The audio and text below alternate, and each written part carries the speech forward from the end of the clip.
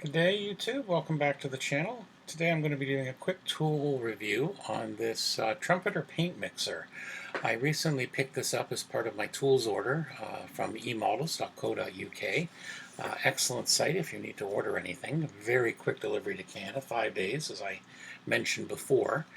So this in particular I think is very useful. It's one of these tools I wonder how I ever did without it. And then I started reading on the International Scale Modelers Forum, and I saw some other videos about people raving about it.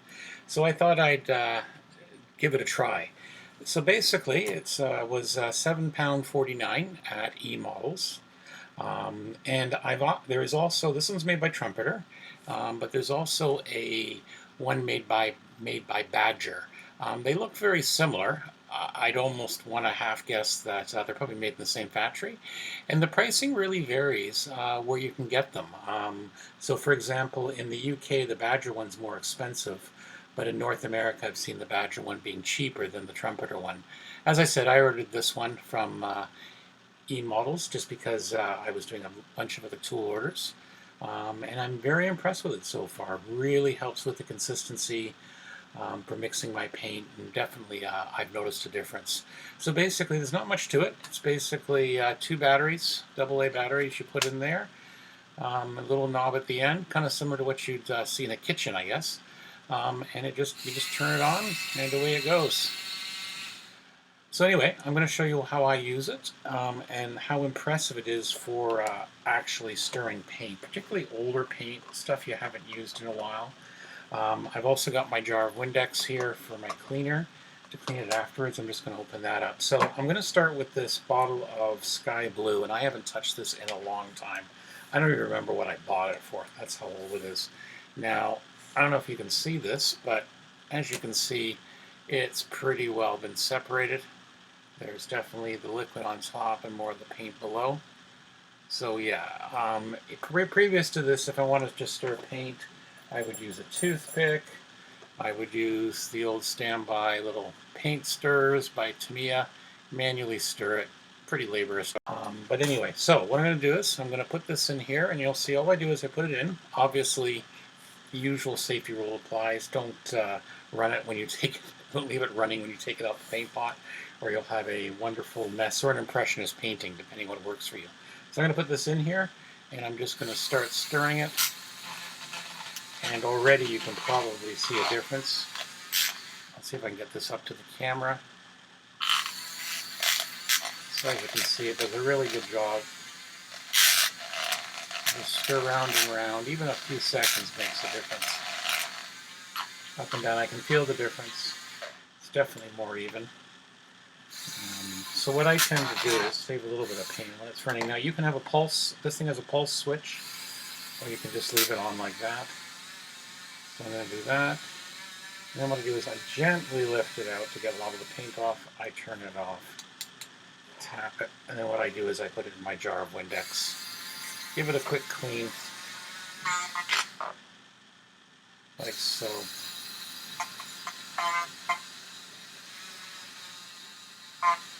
And if I was doing enamels, which I don't do a lot of, I would have another jar of mineral spirits or something like that. So as you can see, it comes off nice and clean. Works well. So now the proof is in the pudding, as they say. Look at the paint here. Much better quality. So I get a better light on it. As you can see, very nice and even. So very good. And I find using this then for airbrushing is absolutely great. I've really noticed a difference on the few of the things I've done so far. So yeah, it works really, really well. Excellent piece of kit. I could definitely recommend it. It's one of those things you go, why would I pay $14 Canadian or something when I can just stir it myself? Well, it's the time it takes to stir, and this stuff just makes it so consistent so quickly. I've got it into my airbrushing routine now without a problem at all. It adds an extra minute or two, and as I said, I have noticed it makes a difference.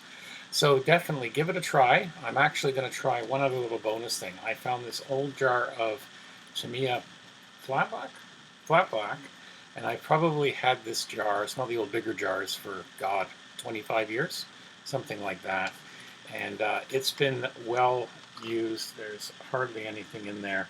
So what I'm going to do is, you can't even see it, but it's just basically a little bit of liquid in the medium below. So what I'm going to try, just as a bonus, I don't know if this is going to work or not, we're going to try and bring this back to life. So anyway, what we're going to do is we're going to add a little bit of Tamiya thinner to the jar. My apologies for the focus. There you go. We're going to add a bit of, as I said, Tamiya thinner to the jar just to help build it back up again. And I like that, and maybe one more shot. Because normally, if I saw a jar like this, it would almost be, forget it, it wouldn't be usable anymore. So we're going to try. Let's see what happens. I've seen other people do this with good success, so we'll give it a try. Anyway, here we go. Give this a whirl, put it in there. Yeah, it's pretty thick. If I just feel it, I can feel how thick the medium is. So we'll give this a stir. I'm afraid you're not going to see this very well, but we'll give this a quick stir around and we'll see what we get. Yeah, already there's a difference.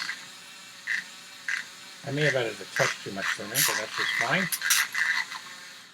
Means it'll be better for airbrushing. I'm just going to clean up the thing. Yeah, what a difference already. We'll just give that a quick clean. Wipe off the tool again. Again, very easily cleanable.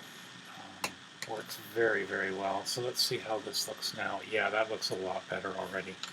If I take my Tamiya paint stirrer, yeah, I can feel the difference there. Still a little bit lumpy, but I could do a few more minutes, but certainly a heck of a lot easier. It's a jar that's more or less back to life, so definitely. So I can definitely give this tool a great recommendation. It's definitely, if you airbrush, and even if you don't, even if you just want to have a good consistent coat in your brush painting with your pots of paint, I definitely suggest this tool or the Badger tool. It's one of these things, again, you'll say, how come I work so long without it? So thank you very much. Enjoy. I hope you found this video useful. Thank you, and be well.